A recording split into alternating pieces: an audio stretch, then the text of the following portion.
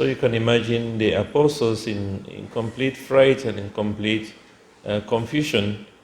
And remember that, just try to imagine yourself in that situation, that you're in the boat and then the sea is getting rough. You're riding for 3 miles. So somehow maybe you have even lost your sense of direction, because now the boat is being taken away by the wind. In the American Bible, the wind is described as being stirred. Like, for instance, if you put water in a cup and you begin to stir it with a spoon, that is the kind of a wind that is pushing this boat and that is controlling this boat. And you can imagine at this moment that after 3 miles or 2 miles, that the disciples have even lost the sense of direction, because first of all, it is at night. So they do not see well, so they don't know where they are. The only thing they see on the face of the water after those 3 miles, in the Gospel of Matthew, it says the fourth watch of the night. So maybe after about 6 hours, the only thing that they find, because it's in the dark, is the image of Jesus walking on the water. And you can imagine how frightened they will be, not only because there is this row and the fact that the boat is being struck by the wind, but also finding this strange image on the face of water. I mean, people will just imagine this is a ghost. This is what the disciples thought about. But the strange thing in John's gospel is that Jesus does not stop the wind. In the other gospel, it says that when Jesus entered the boat and the wind stopped. But no, in this situation, when they realized it was Jesus, they wanted to bring him into the boat. And then they realized the boat is at the end. It's actually at the shore already of where they were going to. So Jesus did not enter the boat and say to the wind, you stop, and then it stopped, like the other gospel will say. It did not happen like that. But as they were about to tell Jesus to enter, they realized their boat was at the shore where they were going, not somewhere else. Remember, they were being twisted by the wind. They had lost their sense of direction. They did not know where they were, but they realized they were where they were supposed to be. So where does this lead us to? That there are moments that Jesus will not want to intervene in what we are going through. When we are going through those difficult, tough moments, that we are being banged from every direction and we feel we are losing it, we have lost control even of ourselves. And Jesus would want us to go through that.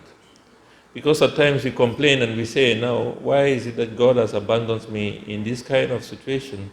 I don't get where I'm going to. I've lost everything.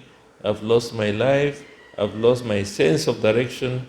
I do not even find value in living again. And why is God so quiet about this? God wants you to go through that. Because that eventually will bring you to where you are supposed to be. Just like the boat, even though it went through everything that it went through, they still realized they are in Capernaum, where they were going to. And at times he will not want to intervene, but some of the difficulties that we go through are actually pushing us to where we are meant to be.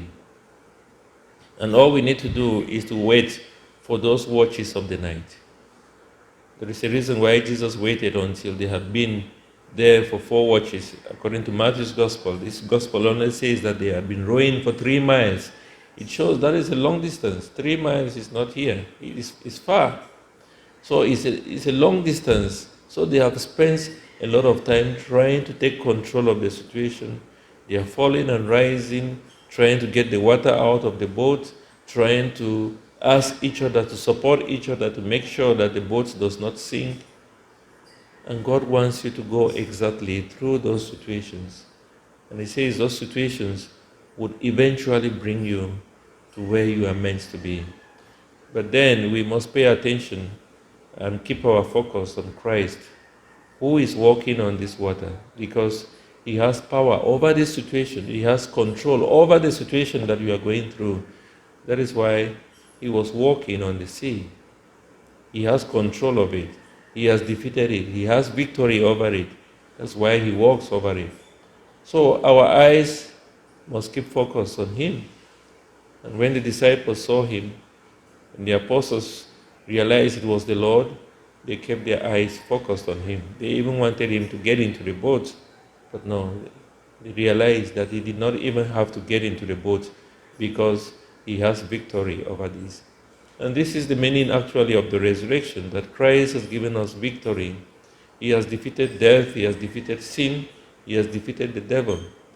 And therefore we have control over every situation, that even though we go through those rough times, God is in control. And we just have to be patient even when we go through those difficult moments, because this will eventually bring us to where we are meant to be. And therefore let us ask for the gift of patience in our lives, patience and faithfulness, patience to wait for that God's time, but faithfulness to keep our eyes focused on Christ, who is the perfecter of our own faith.